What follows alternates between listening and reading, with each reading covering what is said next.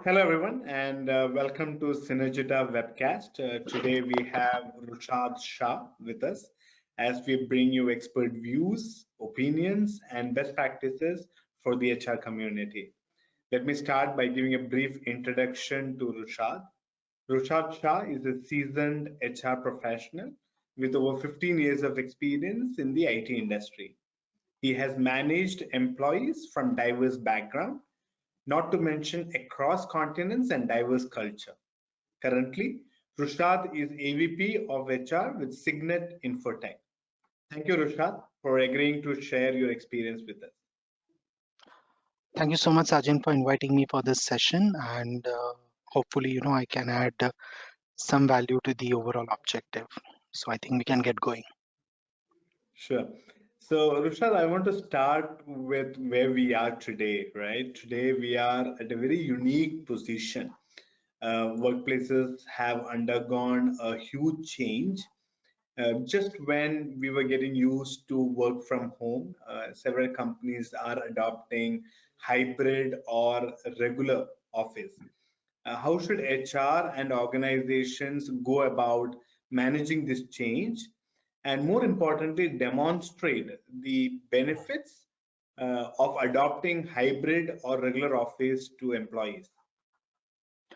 Right. So I think this is one of the most, the burning question that we have. So firstly, I'll just like to inform that, being in IT industry for almost 15 years now, so most of the examples or experience that I'll be sharing is aligned to the IT industry. So that would be, my boundary around which I'll be discussing may not always be similarly true for the other industries as well. So coming back to what you asked me, so yeah, firstly, let me tell you that whether we talk about a work from home or a typical hybrid model that we are talking about, it's something which is there to stay in the industry. I really don't see this, going away anywhere in the near future. Classically, if you look at the recent example that we saw where Apple tried to call back all their employees, they faced a stiff resistance from all the employees where they were not willing to come back. Apple is one such example, and there are many such examples that we could see in the industry, which is highlighting that people have started adopting to this. Now, if I talk from a employee's perspective, we have to understand that they have tasted the benefits of work from home. What this has done is this has reduced all the geographical boundaries. There within the same city also the travel time has reduced a lot. This also allows them a good work life balance as well. So now when they have realized these benefits and they see that industry is offering them this, so they are not ready to you know uh, give away on these benefits. So this is something which is going to be there. Said that, hybrid model that we talk about, wherein an employee can come to office once in a week or maybe once in a month kind of a scenario, is something that I see as a uh, future of the IT industry in specific. Past 1 year, if you see, the industry has seen almost 40% attrition. Now, when I say 40% attrition, it directly means that 40% of my staff is new. They are the ones who have not experienced the organization culture, and these are the ones who are adding to my attrition. So so-called we call as a infant attrition, where people leave a job within first 6 months or a year. So this is something which is impacting all the organizations a lot, and one of the major reasons behind the great attrition era that we are talking about these days. So this is again a issue of the organization culture, where these new employees are not being adapted to the organization culture, and hence they really for them it's just about the work and money. That's nothing coming out beyond that. Role of HR post COVID has changed significantly, wherein they have started actually contributing towards the overall growth of the organization, giving away that typical mindset of being in the support function. Employers also, if you look, they have realized that human resource is largely about human beings than anything else. So the human factor within the human resource has slowly started getting back into the industry, and the employers have also started realizing this. So said that, I also say that HR definitely will continue to take care of responsibilities like performance, productivity, and efficiency of the workplace. But the bigger job will be to understand the challenges of their employees, what they are struggling within, inside as well as outside their work life, and how they can really help them out. This will also see new skills in the HR, like somebody from a psychology kind of a background also will start making a career in the HR field, where the human skills will start taking a the front role in the HR fraternity. So yeah, that's something probably I would say that how I see things going ahead from here. Sure. Rushad, as employees aren't physically around, it is easy, for out of sight, out of mind to kind of rule the day. So, according to you, what are the major pitfalls or challenges of managing a remote team? All right, the remote team. Firstly, obviously, the face-to-face supervision by the managers is something which is not there in place because of remote working. So that is one of the major challenge for a manager where he doesn't have a direct control over, their employees. Secondly, if I have to say, what we call as typically the expectation part. So usually when employees are working from the office, the managers tend to believe that an employee is aware about what he or she is supposed to do, but this may not always be true when an employee is operating from home. So here the role of manager increases a lot, wherein they need to be much more clear about the guidelines that they are giving to them and the directives that they are giving them. So the communication has to be very clear, more frequent, because they are operating virtually. So the lack of expectations is something which is one of the challenge that I see. Obviously, from an employee perspective, if we see the so-called social isolation is one factor which is very much there, because we see that loneliness is something which is often seen among employees. In my own company, I have seen that quite a few employees have come to us. They have told us that they were initially enjoying it a lot, but now they really feel that they're missing their colleagues, and they are feeling lonely. They don't have anybody to talk because they are surrounded by same set of people around.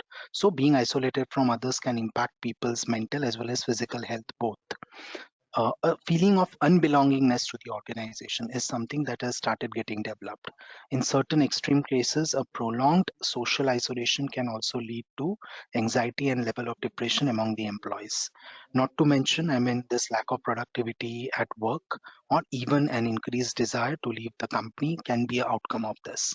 So this is one of the major challenges from the employee perspective if we have to see.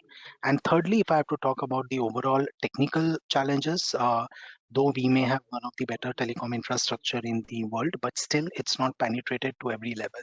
Even in certain smaller towns or villages, the availability of a good telecom infrastructure with respect to the bandwidth is not that good. So this is frequently leading to the call drops, clarity of the sound is not clear, the bandwidth is low, and all those things around. So technical challenge is the third thing that I probably put forward. So according to me, these are the three things which is a definite challenge that we are observing. Sure. I think you briefly touched upon the productivity aspect, and I want to kind of cover a little bit on that. While some managers have expressed Mm. concerns about productivity, there are other group of managers or leaders who have spoken about work-life balance, that line getting blurred. How do you think organizations can ensure work-life balance? The see, if I have to say, the what you said was initially true. So the initial feedback from employees regarding the productivity was not that promising, and we have to understand that in a country like India, this was the very first time when permanent work from home kind of a situation arose in front of them. We talk about Western countries, it's something which is very much there since many years. So for them, adapting into this culture was never going to be that difficult as it was for somebody in India. So I agree to you that initially there was a definite challenge. Teams were facing a lot of issues while working from home, and definitely all this was leading to work life balance related issues. But as they have accustomed to this, Today, if you actually talk about the larger IT fraternity, they actually prefer working from home. Situation today is such wherein if you as an organization are insisting an employee to come back, they rather are ready to put forward their papers and move out rather than coming back and work from office. So that's something which I'm definitely observing. So if I have to sum up, as per today's scenario, I really do not see work life balance as a challenge for IT employees in specific, as working from home have given them enough of time to spend with their family and also enjoy their hidden hobbies which they could never actually do in the past because of a lot of time being spent in office and traveling and all those stuff. So if you ask me, I really don't see that as a challenge anymore.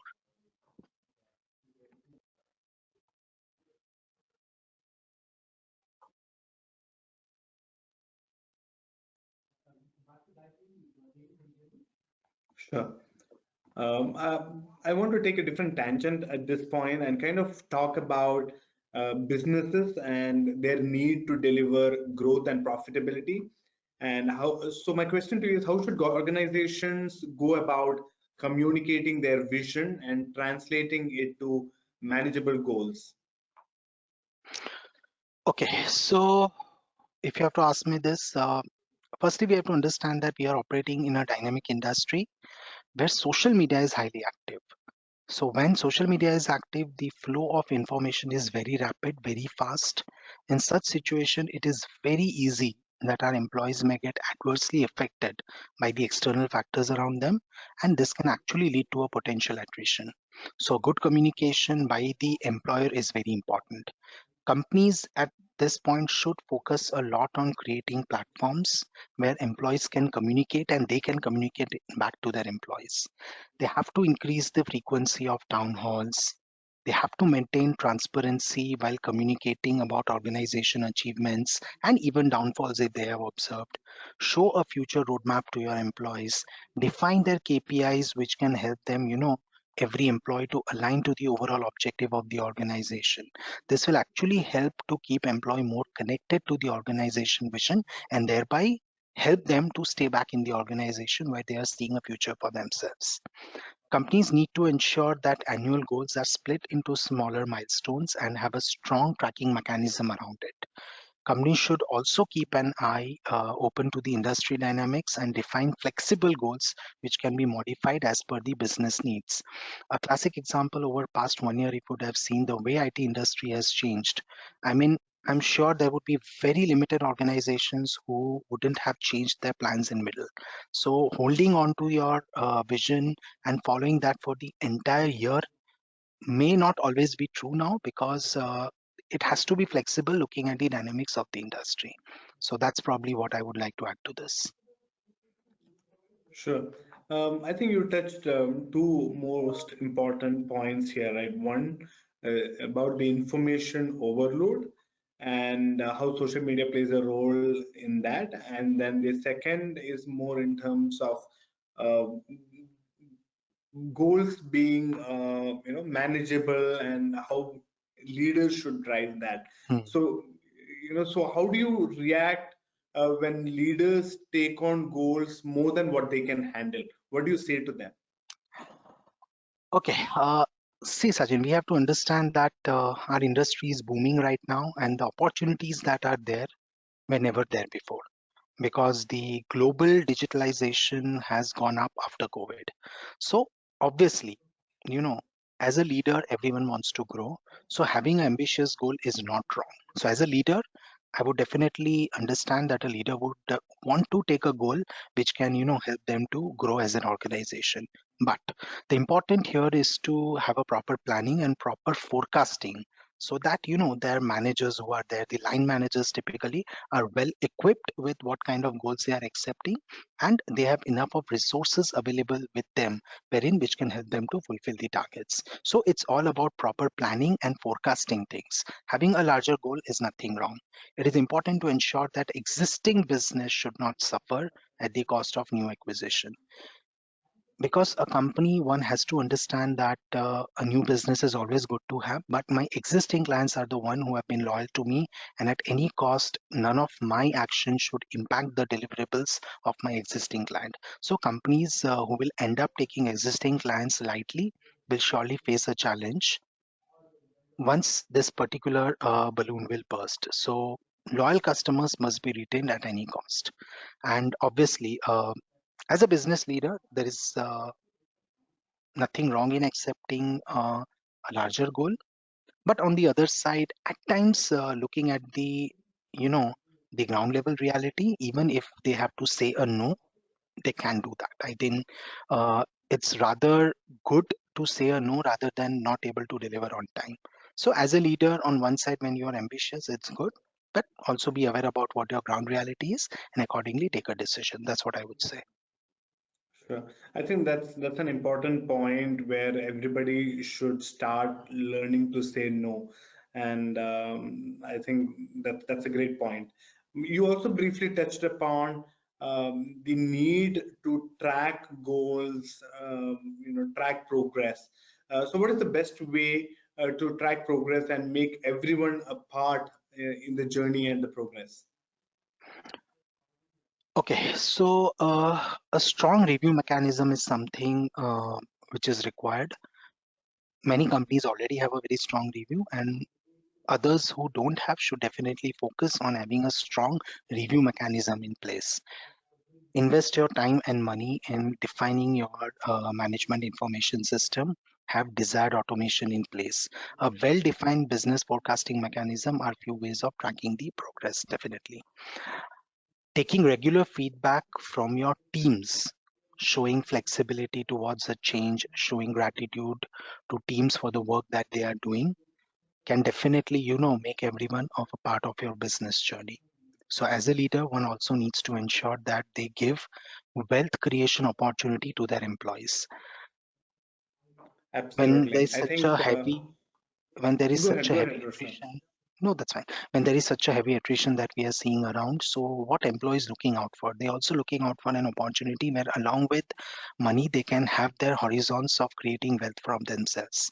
So as an employer, providing them with ESOPs or a profit sharing kind of a situation is something which can definitely be a motivator for the employee and can help to control this attrition to a certain level. So a leader should definitely think on those grounds as well.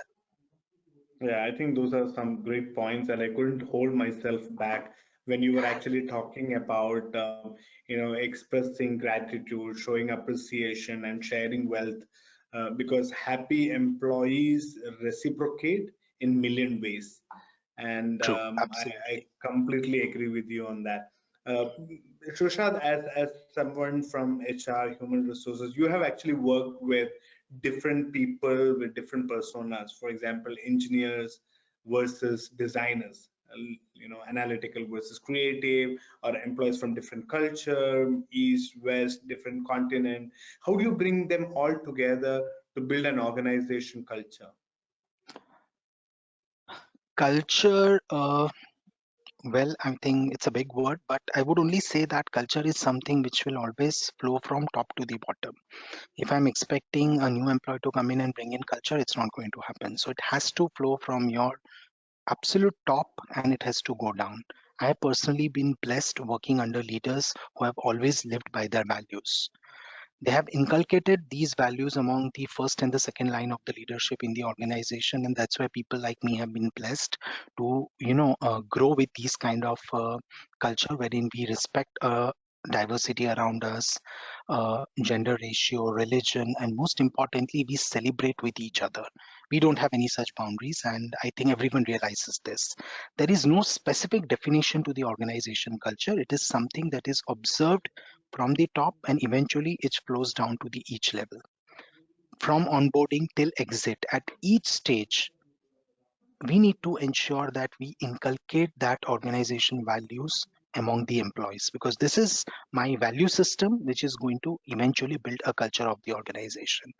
Having a common code of communication, when I say common code, it refers to the common language where everybody can understand, respect each other's religion, celebrating festivals together, maintaining a good gender ratio. Having flexible policies is something which is very important, because what policy may be true with respect to one state may not always be true with other, or something which is true for India may not be true for US. So having a policy which is pretty flexible, I'm not talking about compliance, but even people related policies can definitely differ looking at the culture of each place that we see around.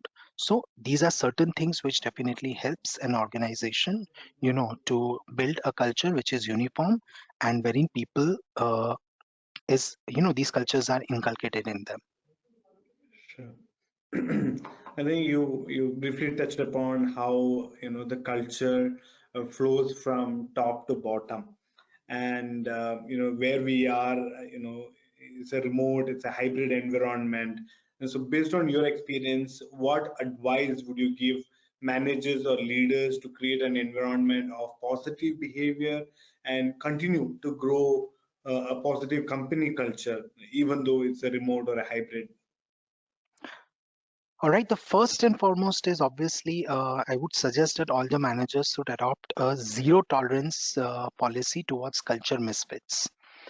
Work demand should never ignore the cultural issues in the organization, because the long lasting impact of a cultural misfit employee can be way beyond losing a particular client billing. So there has to be a zero tolerance around it. Leaders at any cost should maintain dignity of the employees. This may even demand them, you know, to part ways with certain clients who are not sensitive to the teams. So as a leader also, one needs to be very clear that if I have a very hard client, hard not at a work level, but somebody who is not able to show the required respect or give dignity to my employees, in such cases, there is nothing wrong as a leader to part ways also with the client in order to ensure that I maintain dignity of my people. Managers and leaders must lead by examples and train their line below to respect diversity and culture. Mentor your teams, build a platform for knowledge sharing, and thereby create culture of learning within your organization. Have dedicated budgets for your team and engage with them on a very frequent basis. Give more time talking to each member of team and understand their challenges at workplace or even at a personal level, and try to keep them motivated. If needed, you may have to go out of the way in helping them. This will surely gain you respect as a manager, and thereby, your teams will stay aligned to you. So, yeah, I think these are some of the things I would like to add here. That's great, Rushad. I think these are valuable and time-tested tips for anyone who aspires to be a manager or a leader. Um, I want to divert a little bit here and then kind of ask you a question as an HR as an HR professional. What keeps you awake at night? What are your top challenges? Well, talking about my industry, I think everybody would agree that the major challenge is around retention of your staff. That's my major challenge. My recruitment efforts and cost have gone threefolds over past 1 year, because the industry is in a dynamic state. Finding a talent is highly expensive now, and even more is to maintain them. It's very painful. The attrition in the industry has, gone above 40%. At the infant level, it is 30% also. So my overall attrition is 40%, among which infant is adding 30%, which poses a even larger serious concern towards the business continuity, because anybody I'm getting in the organization, I don't know how long he or she is going to be there. So by the time they get adapted to the work, the project, on any fine day, they leave the job. So that's at the infant level, it is a big, big challenge for all of us. The gap between the top line and bottom line has shrunk drastically. And we can understand as salaries are increasing, the hiring cost is going high. Employee benefits have really gone way high, because companies have started investing a lot towards employee benefits. So all these things, what they have done is they have actually shrinked the gap between the top and the bottom line of the organization. So engaging teams working remotely is one of the challenges that I'm definitely seeing. Physical and mental health of our employees, very, very important. And above all this, to sustain organization culture is a massive challenge. So these are some of the things which I definitely see as a challenge, and I'm sure I'm in the industry seeing this. Sure. So Rushad, you spoke about cost of recruitment, and then you spoke about shrinking gap between top line and bottom line. Spoke about benefits. So what are the top reports that you look at on a frequent basis? So, I mean, you're referring to the HR related reports. That's what you're talking about? Right. Okay. So, I mean, adding to my last point where, I see attrition or retention of people. So obviously the report related to attrition and the depth analysis of it with respect to why my people are leaving, what are the challenges. So attrition and related analysis is one major report that I, love to see on a day-to-day basis, and my team is working towards providing me that. Recruitment mix, obviously, what are my various sources from where I'm hiring people, I mean, what are the effective ones which are not there, what are my vendors with whom I'm working. So all that as a part of recruitment mix, the sources that I'm talking about. Cost per hiring, basically to ensure that what is my overall cost which is going behind hiring, where I need to put a control. So cost per hiring report is very important for me. R versus C for each project. So may not all organization, from a HR perspective, we have a complete access to the cost versus, the revenue kind of a report for every project. So while we are hiring for a particular project, we are very sure that how much we can pay to the person, ensuring that, that imbalance doesn't get created. So that is one report I definitely like to see, and which is always handy with us. Bench analysis is very important. How many of my people are on bench? Uh, and how quickly I can allocate them back. So that's something is important for me. Employee demography. So what kind of culture mix I have in the organization? What all geographies that people are working with me. So that is one report I like to see. So these are some of the important reports for me. But other than that, the routine trackers and something which is always in place. But these are some of the critical reports that I'm talking about. Sure. Thank you, Rushad. With that, we have come to the end of this episode of Synergita webcast. I hope all our viewers found it helpful and insightful and take back some of the practical tips and implement it in their workplace from tomorrow, right? But thank you again, Rushad, for your time. And until next time, take care and have a lovely week ahead. Bye bye. Thank you so much, Sajin, and thank you for putting me on this platform. I really hope this helps to the larger audience, and feel free to reach out if you have anything else that I can help you out with. Thank you so much. Sure. Thank you. Bye bye. Thanks. Bye bye.